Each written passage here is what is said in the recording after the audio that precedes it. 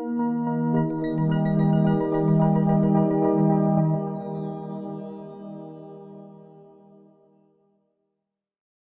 right, let's get started. Let me close that screen.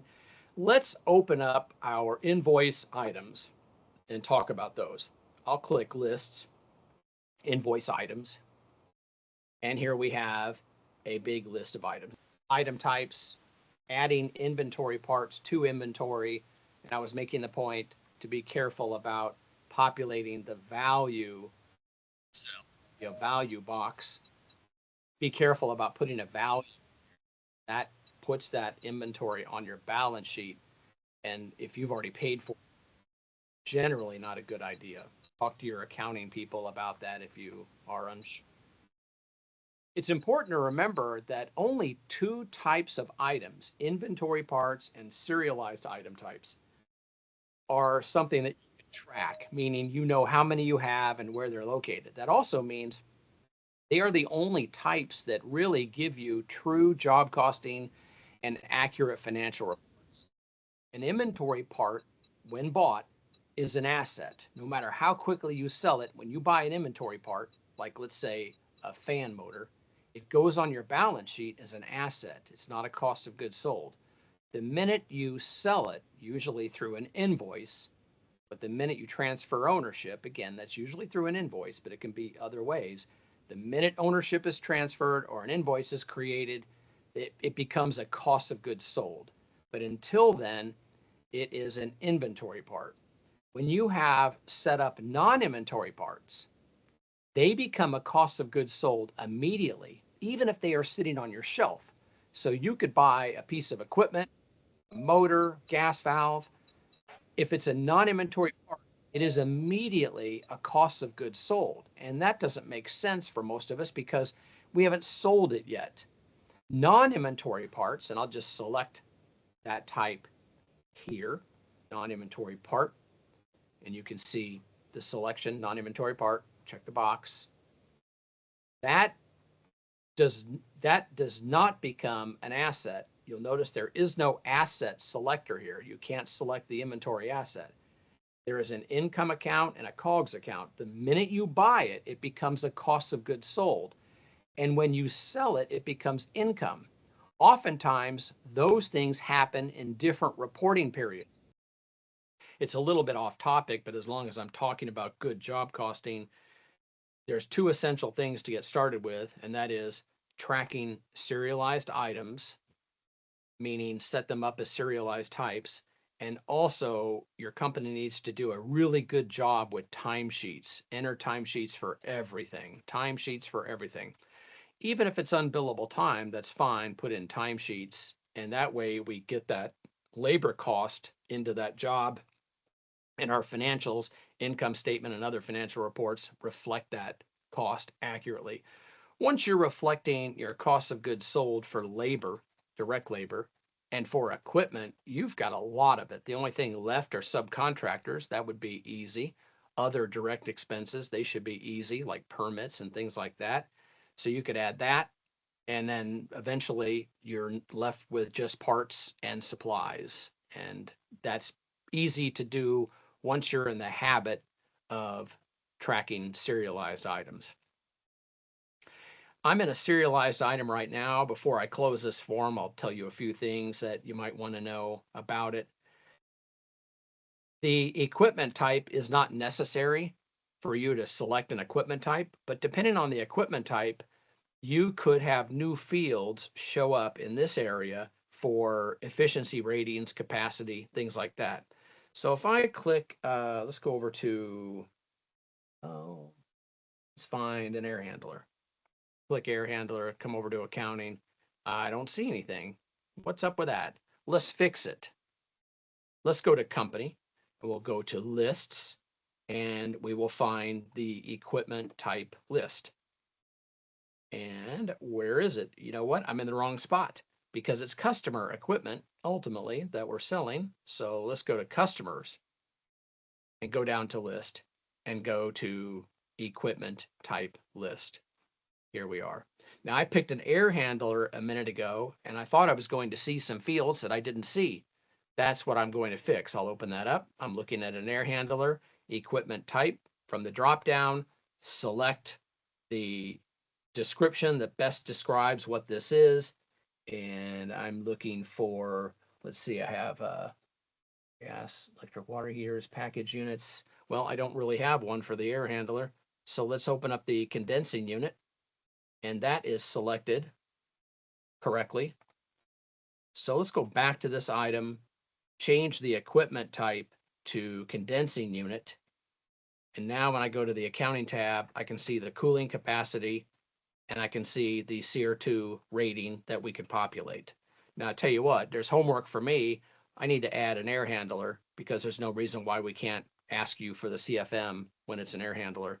For the heck of it, let's go to furnace, go to the accounting tab, heating capacity, and the AFU. So we have those fields we can populate based on the equipment type. The equipment manufacturer is not required, but any of this information that you put in will get copied over to the customer equipment when we sell it. As you might know, when you create serialized items, one of the advantages is creating an invoice automatically creates the customer equipment for that serialized item. It'll ask you, do you want to add this to the customer equipment list? And if you say yes, then it populates all the fields that it can. So it's usually a good idea to put in the warranty information, equipment type, manufacturer, etc. The preferred vendor field makes it a little easier to order these things. If you have a preferred vendor, and for equipment, you probably do, it will automatically select that vendor when you create a purchase order for that equipment, unless you tell it not to. That can be a preference, of course. A lot of preferences in the software. Just check out the preferences under items and invoices, and that's where you'll find most of the preferences that pertain to dealing with inventory items, things such as that. Another item type we should quickly talk about is labor, but you won't find an item type called labor. Just like in QuickBooks, and I say that for you QuickBooks people, you should be able to leverage a lot of that knowledge. Just like in QB, it's a service item type. And if you check the box, you're just telling the software that I might buy this for resale, but typically that's not necessary. If you do check that box and you don't buy any of these, it won't really matter. So you can check the box just to give you some more fields to look at if that's what you'd like to do. That's what I do. So the service type is what we use for labor. We also use that for other services. You might have flat rate services such as cleaning coils, cleaning drains, things like that. You could use the service item because again, it's for services, for labor. You don't have the ability to add parts to this, but you could create a group item and you could have a service in that group item and you could have an item in that group item, such as a non-inventory part, inventory part, etc. If you create diagnostic fees, travel fees, things like that, then you would use the service item type. One thing I want to point out is under the accounting tab, there's a box that says labor only, used for labor only. If you use this for labor only, check that box. It also gives you the option of saying this service item is used as a diagnostic fee. And you can actually check both of these, but what you're telling the software is, I want you to count this as labor, meaning labor we build, which may be appropriate, but I also want you to count this as a diagnostic fee. And if you check both those boxes, it might work for you, but just be aware that it could be double counting and it could confuse certain reports. You might say, well, how could we have 5 hours of diagnostic fees and 5 hours of labor when we only sold 5 of these items? But that tells the software, I'm a diagnostic fee, and it allows it to count up how many diagnostic fees that you sold. But it also helps you understand how many diagnostic only service calls your company ran. And that's a number to keep track of. If you are not performing, profit-wise, if you're not performing the way you want to, then you start looking for causes. And one cause could be a lot of diagnostic only service calls where they go out and they relight the pilot on the water heater or they flip a breaker and they leave. and there wasn't any money to be made. However, the next thing you want to look at is the legitimacy of a diagnostic only call. Was there really nothing else to do? Might be hard for you to know. You weren't there. But I would say that unless the house was perfectly built, it's new, it's perfectly built, there's usually something else to do. So you want to keep your eye on those. Uh, Also, when a technician has a lot of diagnostic only demand service calls, they typically have a lot of callbacks. And callbacks are something you definitely want to watch. So don't be surprised if one technician is leading the pack with diagnostic only calls and another technician doesn't have a lot of diagnostic only calls. You'll notice the one with all the diagnostic calls, they are prone to have more callbacks, and the opposite is true with the other person. So watch for that. How do you know what a callback is?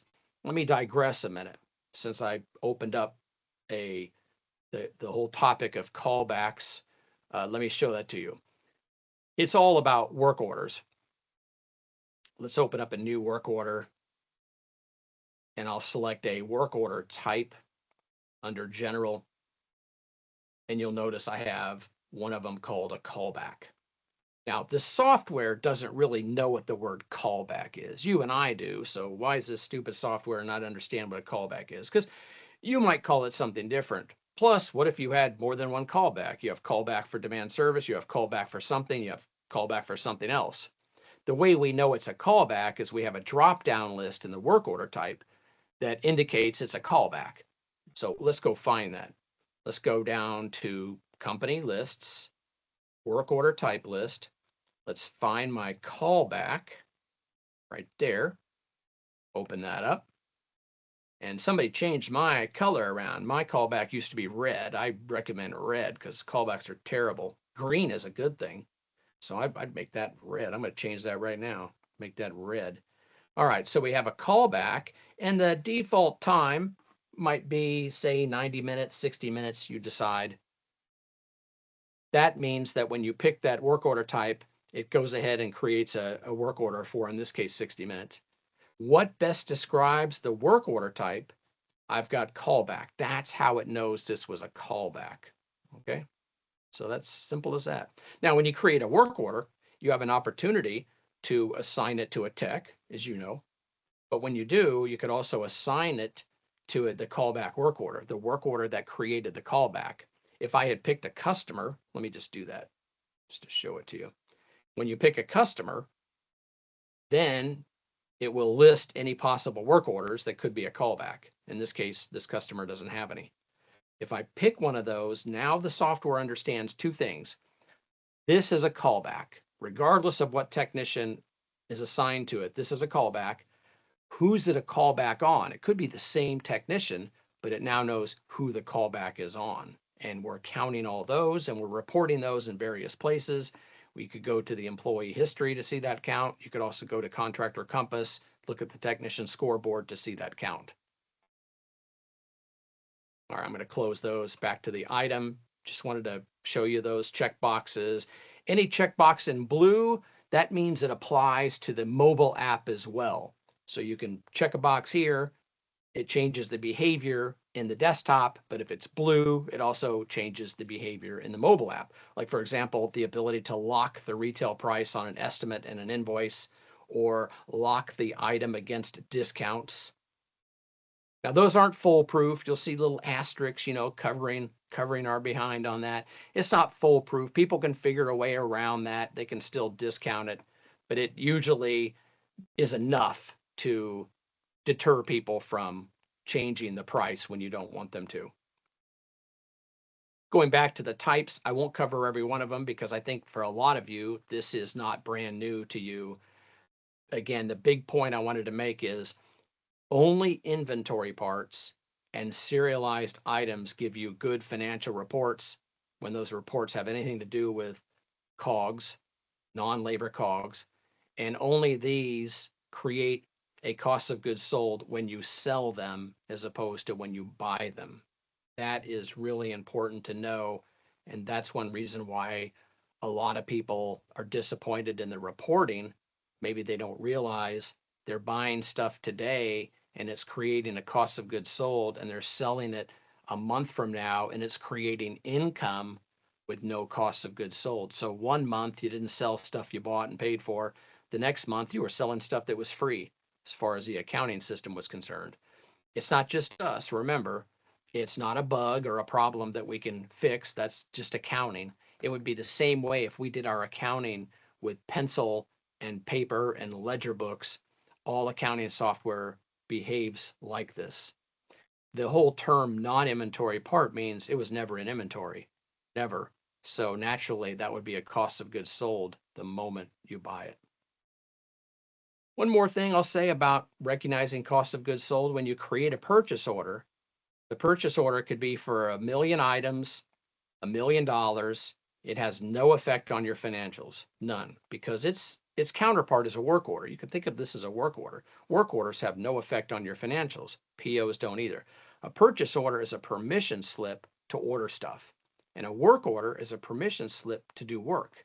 But it's also a tracking device. It's a way to track work we're doing, make sure we got paid for it, make sure the tech got paid. A purchase order is a tracking device, make sure that we ordered stuff, we received it, we got the bill, we paid the bill. Very important, but they don't affect accounting. It's when you do the item receipt, when you receive the items, it becomes an effect on your accounting system. It could become a cost of goods sold, or it could become something else depending on the item type. But the accounting is affected when you receive the items.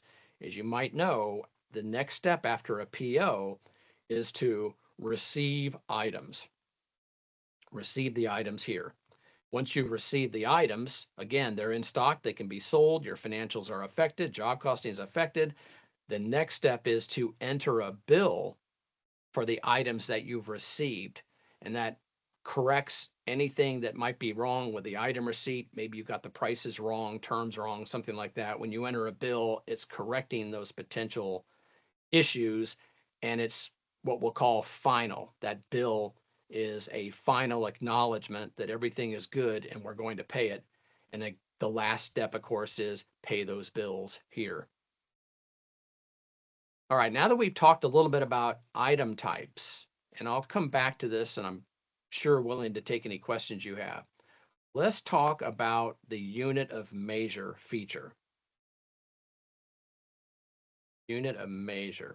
And by the way, if you click help and you go to check for enhancements, if you're on premises, not hosted, you want to see if there's an update, and there's an update out there that I don't even have. So I haven't ran the update. You can click release notes to go see it here. The reason why I'm pointing it out is we had a bug fix concerning job costing, kind of an enhancement / bug fix. It says, we enhanced the unit of measure items to automatically update to the suggested retail price in the item edit screen. We never intended it for it to do that. So it really wasn't technically a bug, but it was a good idea to do that. So we did it, and there it is. And then there's some bug fixes in here that may apply to some of you. And then, as long as I'm in here, yellow screen error submissions. If you've ever had a yellow screen, as we call it, you get some kind of error and the background is yellow. We just call those the yellow screen error. That was an unanticipated error. When you get those, they're reported to us. Anything you type in there, our programmers are able to read those notes, and it can help them figure out what went wrong, because oftentimes they're not talking to anybody about it. They're just looking at the information that comes in.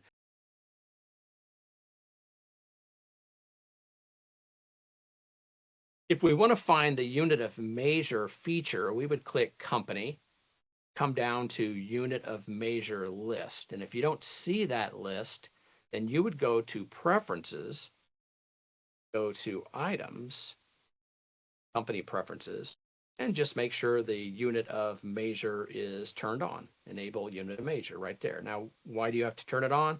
We just want to keep it out of your way. Try to make the software easier to use by eliminating features that maybe you are yet to grow into. So there's some features that you may not be exposed to, and just checking a little box allows you to see it. The unit of measure list currently has 5 records in it, so I've set up 5 different types. Let's do show all. There's no others. They're all active. Let's double click on one. Talk about it. We have a unit of measure here for length. If I click the type list, I've got weight, volume, and length. Now, there are other possibilities in other software programs, but for our industry, these three are enough, so we didn't extend on that. Length, now the abbreviation will make sense in a minute. It says FT 250. So what's the name given to this? Foot 250. And then the multiplier down here says 250, sold by the foot. So we can say sold by the foot and bought by the 250 foot roll. So this unit of measure allows us to have a quantity of 1 for a roll of wire. When we buy that roll of wire and we type in a quantity of 1, we are then entering 250 units of wire into the inventory system. So this would only work well if you sell it by the foot. If you sell 12 feet of it, then you'd sell a quantity of 12. And you start out with 250 and you sell 12, then you will have 238 feet left in the case of this type of unit of measure. So again, it allows you to buy in bulk, but sell by unit, and the unit is up to you. The most important part of this form, I think, is the multiplier, the length per unit bought, 250. That's how it knows to put 250 in the system. It always assumes you're selling 1 unit of whatever you put in. So 1 250th. It always assumes that. The abbreviation is just up to you. Something that makes sense, like FT stands for feet, and 250 tells the reader that we buy 250 of these. Now, if we were to create one that is by weight, such as we buy a 25-pound container of refrigerant, and let's say that it's a 25-pound container that we're buying, and we sell it by the foot, then we would create one in the same manner.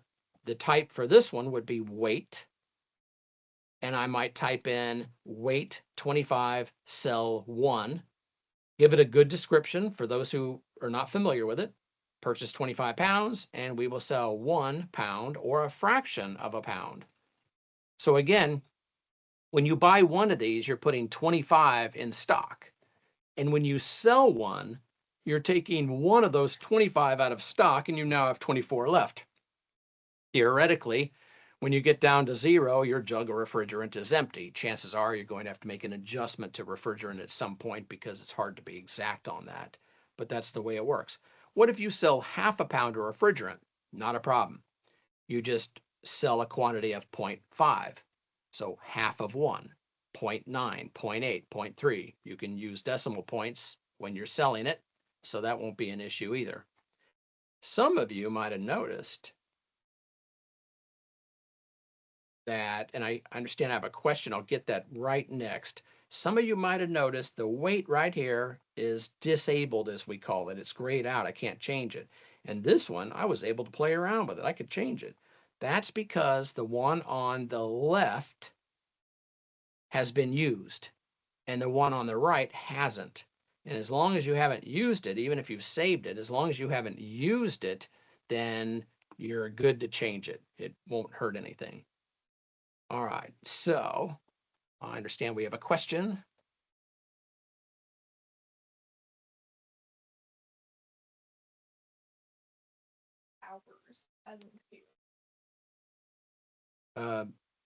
Say that question one more time, please. Oh. Okay. I'm going to repeat that question as I show it. Here's the question that Tina had. When you are managing items, you will see labor minutes. If you don't see labor minutes, it's a preference. Yes, another preference, right? Because some people don't want to look at that. If you don't see it, turn it on. But when you do, it'll say labor minutes. Now, the question was, what about hours? If we put hours in there, will it be an issue? Let me just talk a little bit about that. You can't change it You can't change the words to labor hours. It's labor minutes. So that's not possible. However, the software doesn't really know what you mean by minutes or hours. So if you were consistent and you typed in 1 right there, well, then it's going to report to you 1 minute. But keep in mind, it's only calling it a minute because it was told to by a human. It really doesn't know minutes from hours, and it doesn't affect your financials. It just affects certain reports because the report might say to you, man, you're not doing very good. You only sold 1 minute when you actually sold an hour, or you sold only 100 minutes, but you paid the guy for 5 hours. Well, as long as you realize that whenever it says 1 minute, it means 1 hour, then it's fine to use it that way. You can. The reason why we haven't been able to make that a preference when we have a million other preferences is actually quite complicated. Quite complicated because it touched so many different things, going from minutes to hours, like the importing and exporting and generating reports and things like that. All of those were built to assume minutes. 480 minutes was an 8-hour day. All right, so we got that question answered. Going back to unit of measure, let me right click, do a new one, just make sure we're good on this. We have weight. Again, you're telling the software how much I buy. What kind of weight? Ounces, pounds? Doesn't matter. It doesn't really care because it just wants to know how much to put into stock when you buy one of them. And the way you tell it that is you type that number down right there. So you could type in 1,000, and without really knowing what you're doing, when you buy one of these, it's going to put 1,000 into inventory.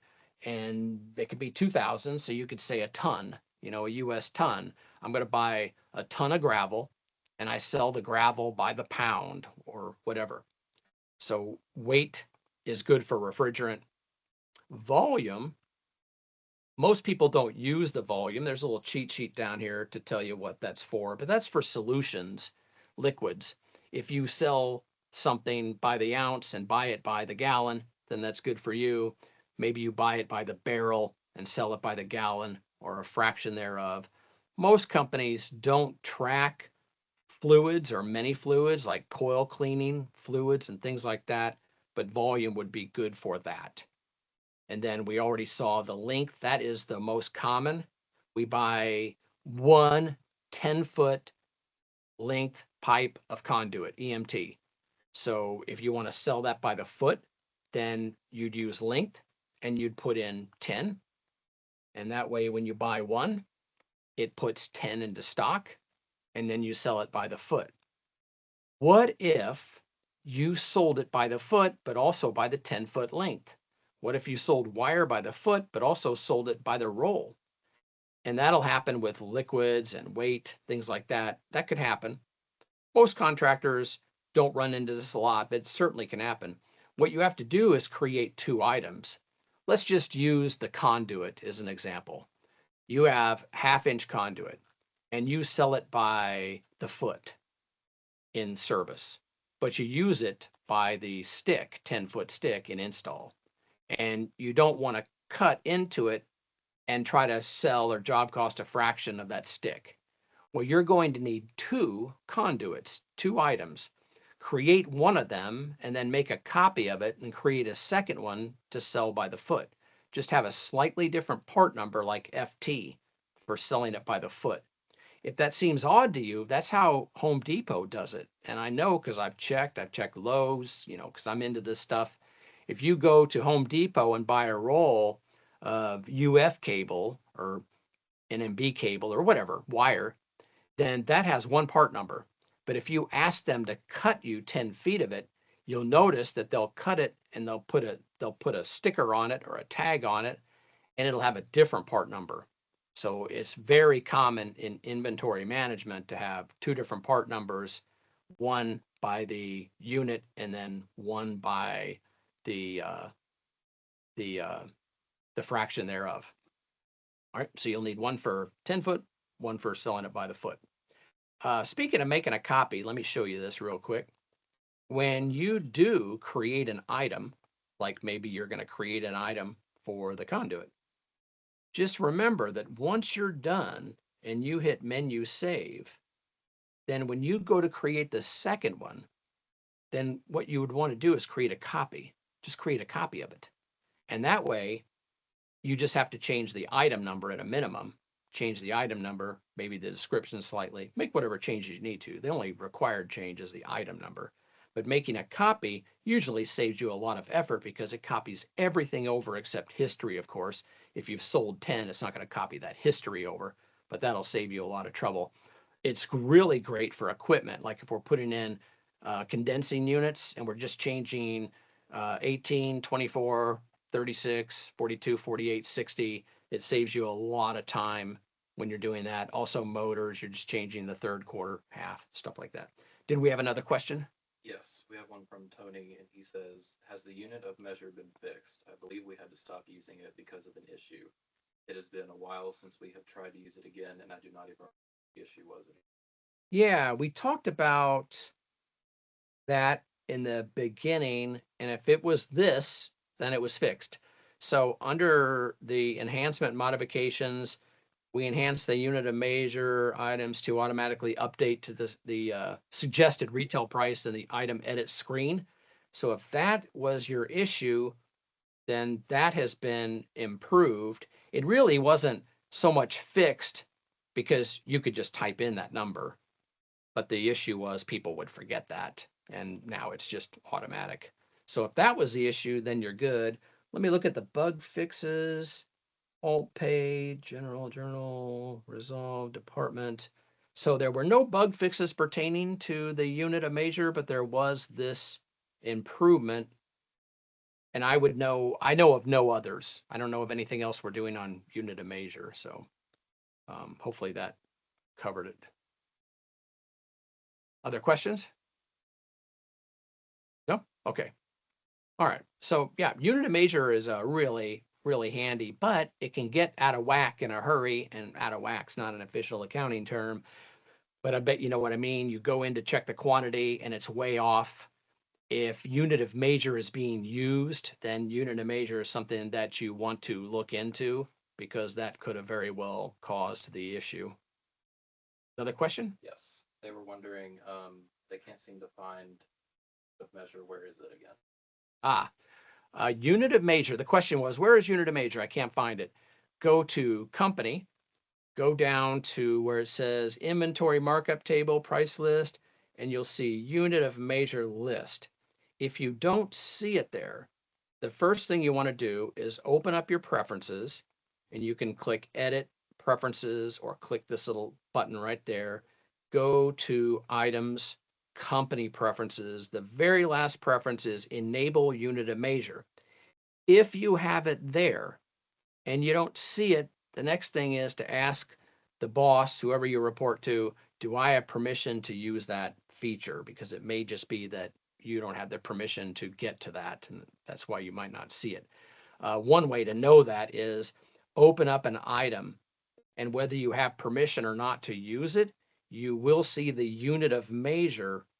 If it's an inventory part or a serialized, you will see the unit of measure right there. And I misspoke, not serialized, of course. If it's an inventory part, then you will see the unit of measure here if it's activated, functioning, and you just don't have permission for it. All right. We were talking about unit of measure and solving quantity on hand problems, maybe created by unit of measure. Let's look for some wire. Wire nut, non-inventory part. Now, let's go to sales description. And I'll try to find some wire because that's a good one. And I'll look for one that's got some activity sold. Okay, so here's one we sold a bunch of. When we come into an item, like here we have thermostat wire, and we go to the accounting, or pardon me, go to the inventory tab, and it says that we have, say, thousands of feet in stock and we don't. Like this one has what, 3,358.75. Now that's pretty precise, right? If it says we have all this in stock and we don't, how do we troubleshoot that? Well, there's a lot of things that could have caused it, but they're all real easy to go look for. The most common though is that when we bought it, in a case of like 250 feet, when we bought it, we put in 250, maybe by habit because we didn't know the feature exists. We turned it on and we accidentally put in 250. What the software thought is you bought 250 rolls of wire at 250 feet each roll. So that would be easy to fix. That happens. The other thing is that we could have sold 250 of them thinking we were selling a roll. And, or we could have sold rather one of them like the old days and we thought we were selling a whole roll. Or in some cases, I've seen people type in, say, 0.5, and they thought that was half a roll, but really that was half a foot. That was 6 inches. A way to find more information on what could have happened is to go to the item's history. And you can see at the very top of this form some unit of measure information. It tells you how many units that you bought, how many base units were bought, sold, etc. Come over to the average cost history tab, and you will see a running total of the quantity on hand. You'll also see the ending asset information, the asset value information, which can be handy for a different purpose. But for now, the reason why I took you in here is so that you could see the quantity on hand and the change every month. Make these a little bigger. So we have our ending quantity on hand to look at. And what was the change? If you have a lot of information in this list, you're probably focusing on a big change in here. But the ending quantity should tell you what happened. Then it's a matter of going to your bills, seeing where you bought it. You'll be able to see the quantity for that item, and you typically will find the issue. You can double click and fix it. If you go to sales, you can see everyone that's ever bought this item, and you can see the quantity, and you'll typically see the issue there. So it's easy to fix those, quite easy. It's either AR or AP. First place to go is average cost. Look at the change, look at the ending quantity, and you'll see something glaring typically. So that's how to fix issues created by the unit of measure. Now remember, if you don't need unit of measure, don't bother with it. It's only when you're buying a bunch of something, one base unit, and you're selling it in pieces, units, that it really plays a role. Here's a confusing thing, perhaps, about the feature. Where's my wire? Let's close that. Oh, I closed wire by accident. Let me open wire back up. All right, so we're looking at that thermostat wire. You'll notice here we have an estimated cost of only 35 cents, 0.35466. How can a whole roll of wire only cost 35 cents? That's a common question. So keep in mind that you have your estimated cost, you have your estimated sales unit cost to worry about. Now, in this case, they're not using unit of measure, so I didn't pick a good example. Let me find wire maybe that is, and it's messed up.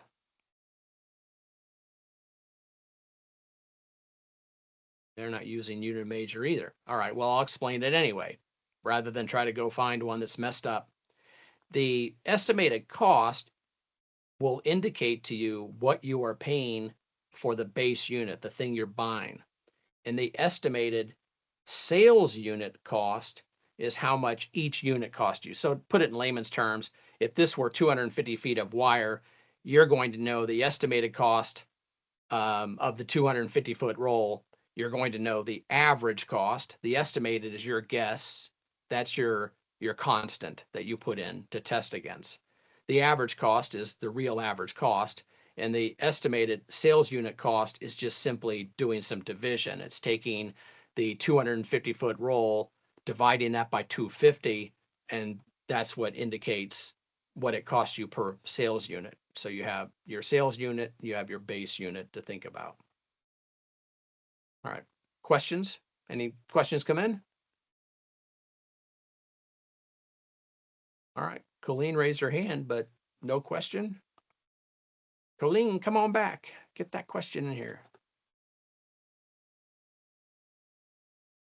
All right, let's go to the chart of accounts and talk about something that's important to the items, the accounts that are associated with those items. Let us first look at income accounts.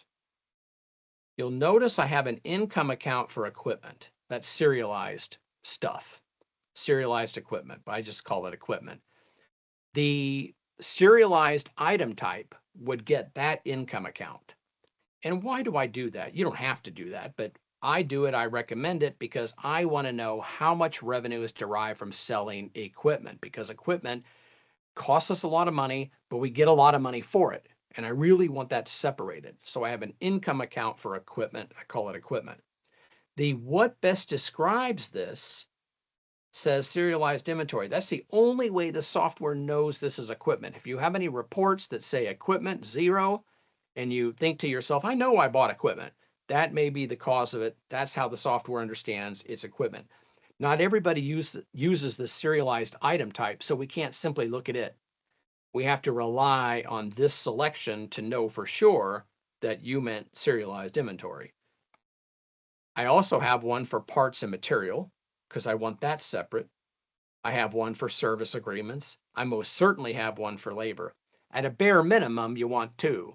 You want labor and everything else. It's critical that you separate labor revenue from MESO, as we call it, materials, equipment, subcontractors, and other direct expenses.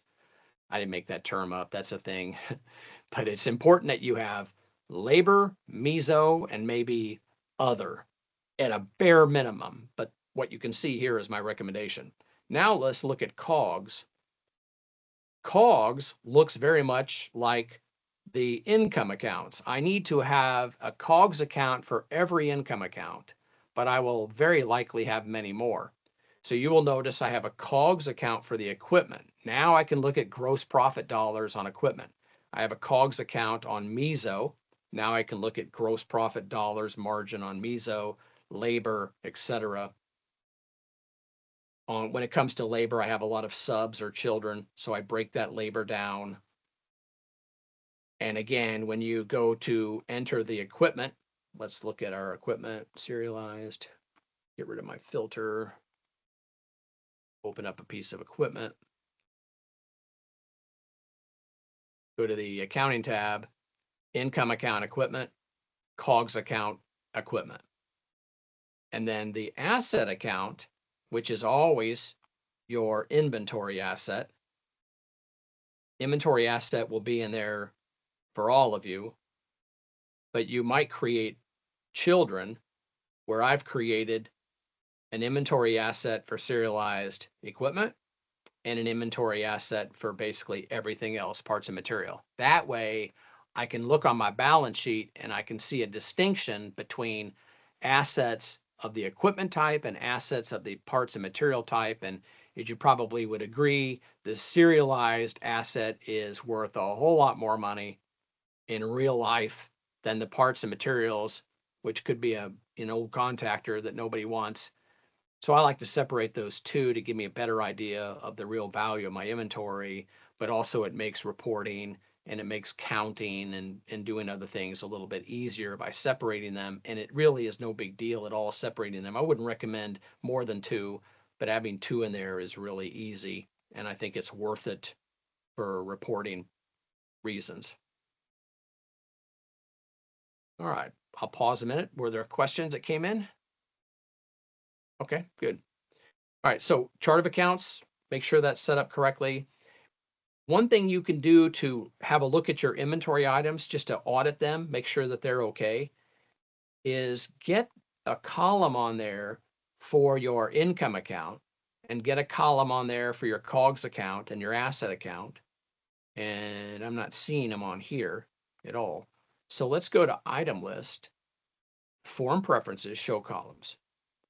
And I recommend you come in here to some of these lists and just click unselect all and just start over. Only put in there what you really need, because you may not care about who the user was that created it, who the user was that revised it. Maybe you don't need the vendor. Maybe you do. Maybe you don't want labor minutes. Last revised, you don't care about. The manufacturer's number, I don't want it. I want the manufacturer's number. I don't care about the markup method. But what I do want is I want the COGS account for now anyway. I want the asset account for now. So I have asset, I have COGS. Now I'm looking for the income account. Income account right there. Click OK. And now we'll notice that we have those accounts, income, COGS, and asset account right there. I can drag them over to get them closer to the item number and description so I can look to see quickly if they are correct. But I can also split my screen. Now, I don't know how well this comes across, but hopefully you can see my mouse right down here, right down there. I'm going to grab that and open it up. And now I have a split screen or split list. And while I'm looking at the description and the item number, and I know, based on experience what equipment is, now I can scroll over to the beginning of those accounts, income, COGS, asset, and I can scroll up and down looking for an incorrect selection. You'll notice over here under global filters, I have a filter for equipment serialized. If I right click and do edit, you can see how that was created. I called it equipment serialized. I checked the global box so all of you can see it. Type equal to serialized and inactive equal to false. So I don't want to see them. Maybe you do. And now I just need to scroll up and down to determine whether or not the account selections are correct. And if they're not, like in the case of this test item that I created in class, if they're not, then I can fix it. So I'll open up that item. And let's pretend like this isn't some random weird number that I created just in class for people. Let's say that's serialized and we discovered that we had the wrong accounts picked. So I'm now going to pick another income account, equipment. I'm now going to pick another COGS account, equipment. Where is equipment? Probably should have wore my glasses. There it is. Ha, see, I don't totally need glasses, just pretty much. The asset account, I'll switch it over to serialized, and I've got that fixed. Now I'll hit save and close, and it's going to say, well, it's going to tell me some things that it may not like. It's warning me. Do you really want to save with 0? Yeah, I do. And then here's what I wanted to show you. You've changed the following accounts: income, asset, and expense. Do you really want to do that? Yes, I do. Okay. Well, now that you did that, do you want to change historical? Because what I did is I changed it from this point forward. But what about yesterday's invoices and invoices from last month and all the other years? Do I want to change those? Keep in mind, you're not changing your company's net profit. You are potentially changing your gross profit, but chances are you're not even changing that because I picked COGS accounts. I'm just changing how it was allocated and making it more accurate. So yes, I do want to change that. I click yes, and it's going to want the super password. And I will enter that. And now it gives me some choices. I can pick which accounts I want to update. And usually I want to do all of them, unless I have some reason not to. It's telling me that I have a cutoff date set at 12/31/23. That's a preference. If you're not aware of it, you can tell the software that I don't want transactions messed with from 12/31/23 and older. I want to cut it off. Well, this is an opportunity to bypass that. Otherwise, you would need a password to do that elsewhere. You notice I had to put in a password, the same password. So I'm going to say optionally, only update account transactions from this date forward. No, I'm going to leave that blank because I want to get them all updated. And I'll click OK, and it's done. And even if you have a lot of history, it's usually that fast. It's really quick to change those. And now our history has changed and we have more accurate books. So the next thing I might want to do is go to my parts and material, and I'd have a quick look to make sure those accounts were all selected correctly, and I'd get those fixed. And then remember, go to chart of accounts, make sure you have equipment picked, parts and materials picked, labor picked under the what best describes, so the software better understands what that revenue source really is and what the COGS really are. Question? Is asking, can you talk about items not associated with materials and service, for example, retainage? Retainage. Okay, so the question was, can I talk about items not associated with the things we've been talking about, such as retainage? The first thing that I want to do is go back to our website and show you some good resources, like go to support, search our help pages, and type in retain or retainage. Usually just part of the word is good. And you'll see, like here we have a help topic of retainage or holdback on construction jobs. And I can scroll for others, but let's just click it. So there's a good help topic on retainage, what it means, why you would want to mess with it, how to set it up, deal with it. You notice I'm just scrolling just to show you just how much is in there. And then you could search, and it's maybe, well, I wanted to know about AIA retainage. So we're doing AIA, and I wanted to know about AIA retainage. So I'm just going to grab the first AIA that I find and click on it. Here's a complete overview. I read it and say to myself, well, that's not quite what I was looking for. That's teaching me all about the concept of AIA, the forms, the fields. I really wanted to know how to use AIA in this software. So I'll look down here under related topics, how to create AIA bills. Click on that. How to create a payment application for AIA billing.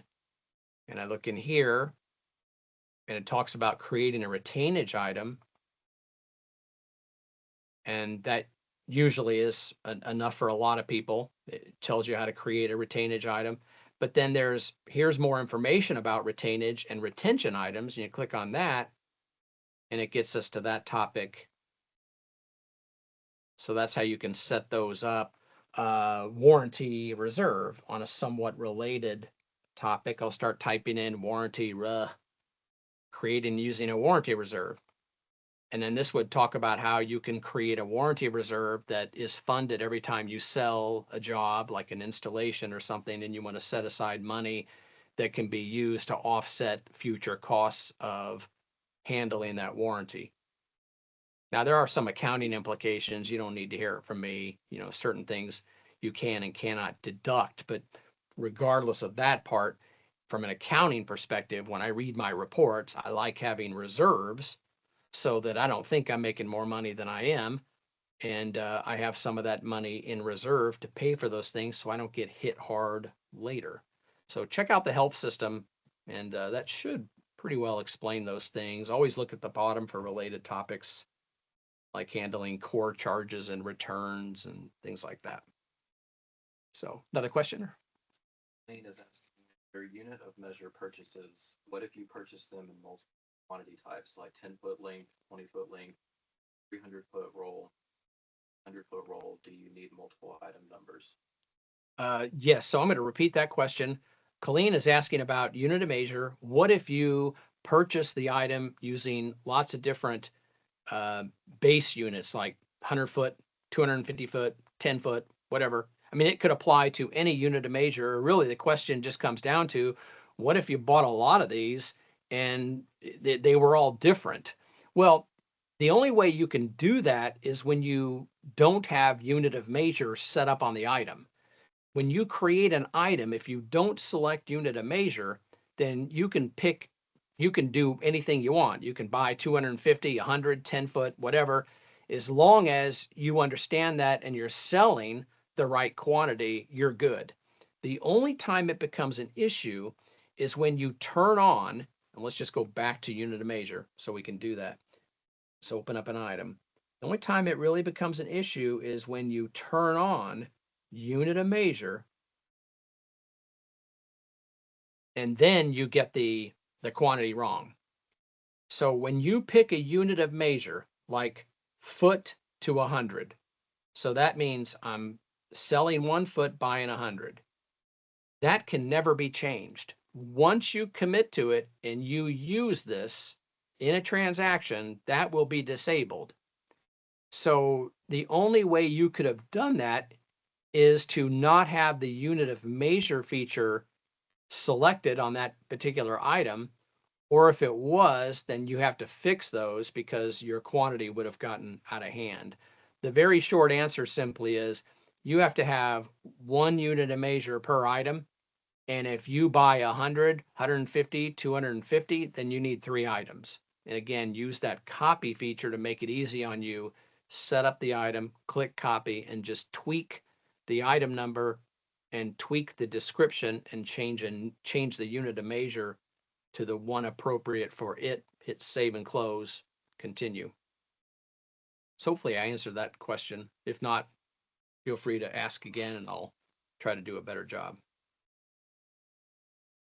All right, so unit of measure, my experience has been that it works really well for people. It's just that it gets messed up, quantities get messed up pretty quickly, and it looks daunting to fix it because you'll see a giant number that you weren't expecting, but it really is quite easy to fix it. You can go to an old invoice or go to an old bill and correct it there. Just make sure that the price is the same when you're done. So if you have to go to a bill where you entered 1 and you should have put in 250, or more likely you put in 250 and should have put in 1, the opposite with an invoice. When you go to that transaction to fix it, just make a note of the total amount for that item and the transaction. When you exit that transaction, the price needs to be the same, unless it was incorrect, of course. But if you're there to just fix the quantity, it's no big deal to fix it. Go in there, fix it, and just make sure the end result is the same amount of money that it was when you went in there. And that's just a matter of typing in the correct amount. All right. Back to the item types real quick. When it comes to organizing your items, it's logical, of course, to group them as serialized items, inventory parts, non-inventory parts. That makes sense. But where you get the most bang for the buck is creating a really good category list. So take the time to go in and create a category list that makes sense.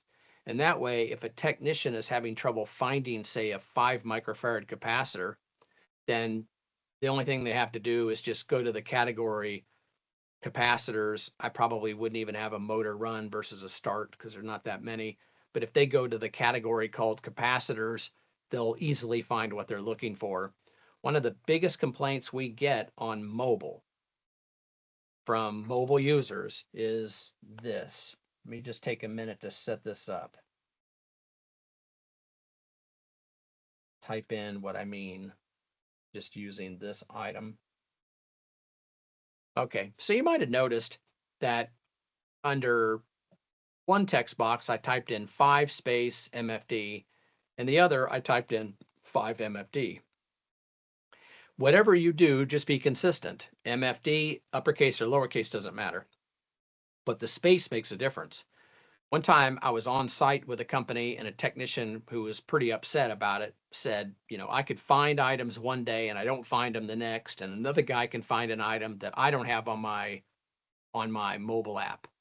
And I know that that's just not the case because everybody has the same stuff on the mobile app, assuming they had the same permissions to access the same information.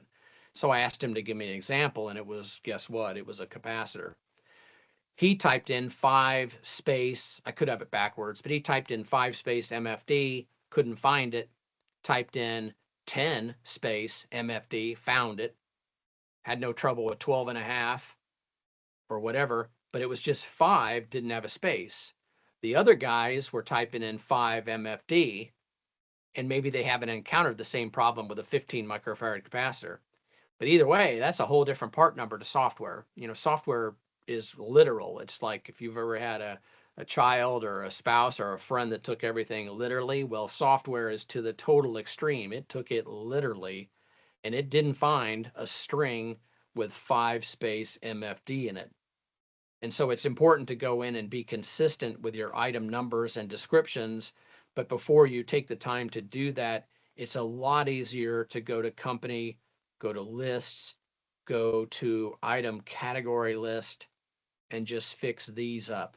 Just get those in really good shape, and it'll make it easy to find things. So you want to find a capacitor, then you would just pick capacitor, start, and run.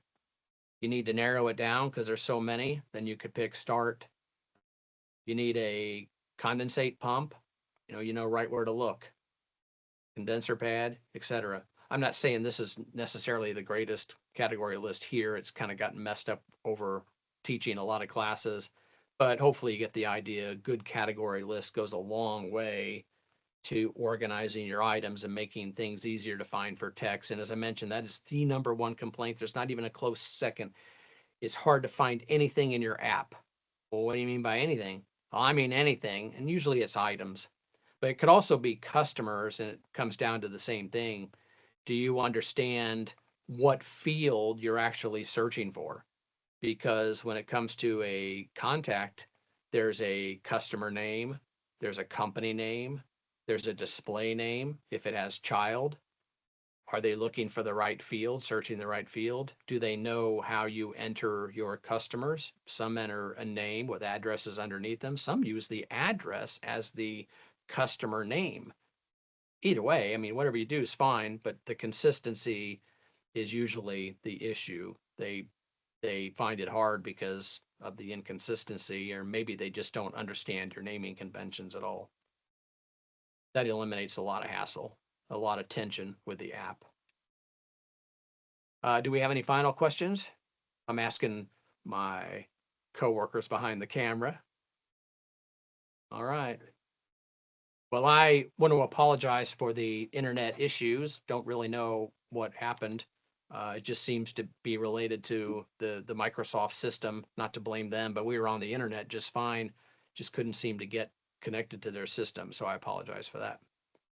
Final question? Tina is asking, can you batch update categories? Batch update categories. Let's see, because I think it was on the drawing board.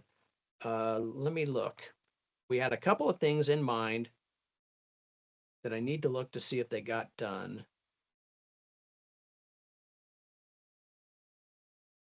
Okay, first thing I was looking for is, can I merge categories?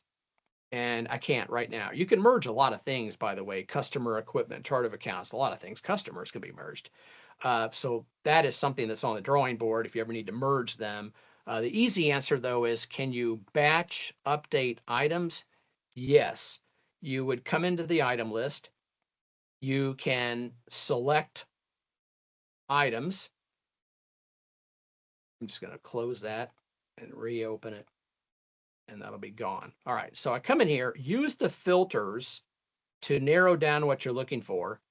And I've done this a lot, by the way, when I'm on site with clients, and they're like, yeah, I wish we would have known this category thing a long time ago.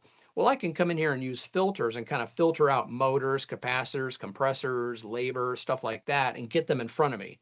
Then I can highlight one of them, and I can highlight another one of them. I'm going to use my control key, and another one. Or what I can do is select one up here and go down to the bottom and push my shift key and highlight all of them. I can use my control key to highlight another and another. I could also just right click and do select all. So I have that opportunity. And then I go to actions,